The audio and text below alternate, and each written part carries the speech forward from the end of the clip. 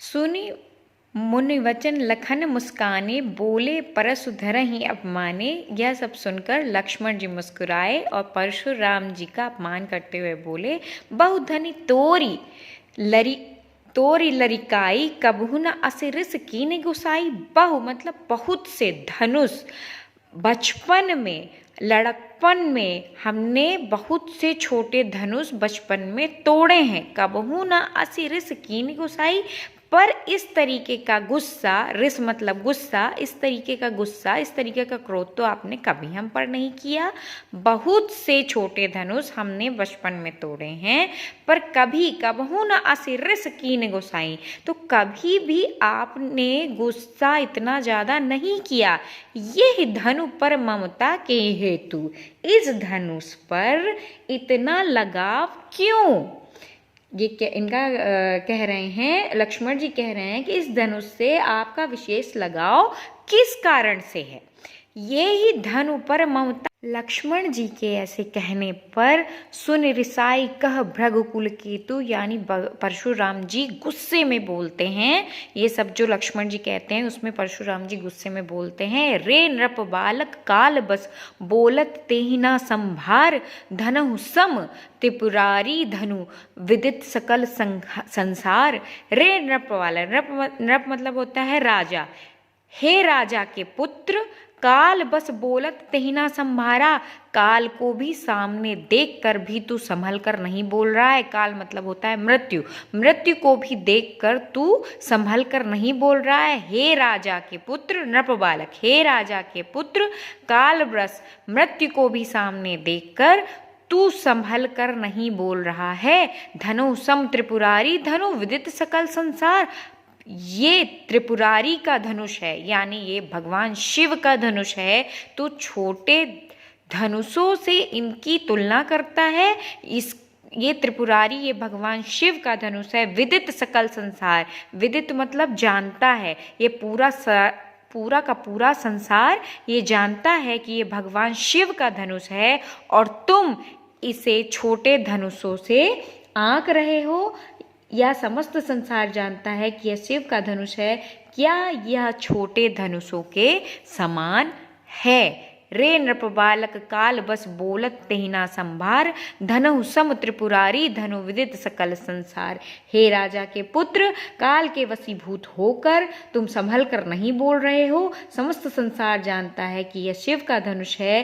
क्या यह छोटे धनुषों के समान है? ये इसका अर्थ होगा। परशुराम जी के ऐसे वचन सुनकर लक्ष्मण जी फिर कहते हैं, लखन कहा हंसी हमरे जाना, सुनहु देव सब धनुष समाना। का क्षति लाभ जून धनु तोरे, देखा राम नयन के भौरे। लक्ष्मण जी कहते हैं, लक्ष्मण कहाँ हंसी हमरे जाना। लक्ष्मण जी हंसते हुए मुस्कुराते हुए कहते हैं, जाना मतलब ज्ञान। लक्ष्मण जी कहते हैं कि हमारे ज्ञान के अनुसार सुनहु देव, हे मुनिजन, सभी धनुष एक समान हैं। सभी धनुष एक समान है। लक्ष्मण जी मुस्कुराते हुए कहते हैं, ये हमारे ज्ञान के अनुसार सभी धनुष एक समान है। का क्षति लाभ जून धनु तोरे। जून मतलब होता है पुराने, इसमें जून का शब्द का अर्थ है यहाँ पे पुराने, और क्षति मतलब लिखा है इसमें हानि।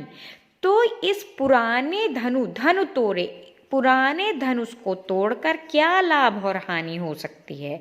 इस पुराने धनुष को तोड़कर क्या लाभ और हानि हो सकती है? देखा राम नयन के भौरे। राम जी ने तो इस नयन, राम जी देखा राम नयन के भौरे। इस धनुष को तो राम जी ने नया समझकर देखा था, नया समझकर देखा था।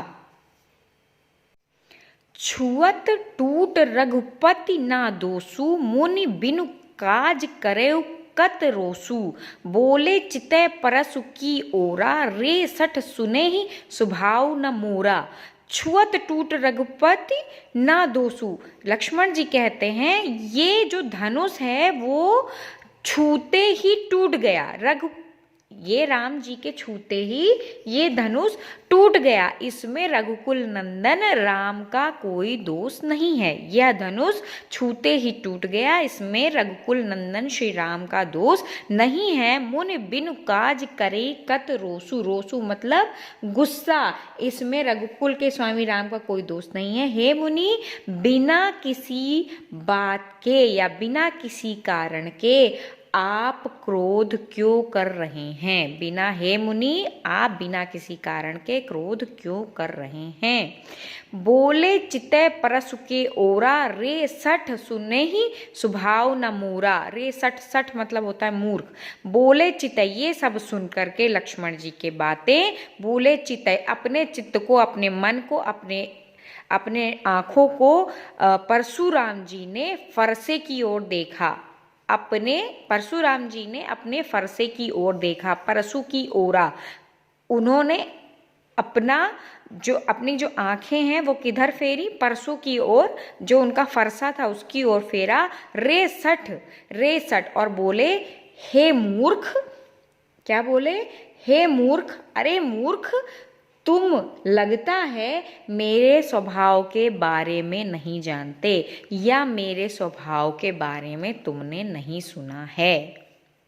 अपनी जो आंखें हैं वो किधर फेरी? परसों की ओर, जो उनका फरसा था उसकी ओर फेरा। रे सठ और बोले, हे मूर्ख। क्या बोले?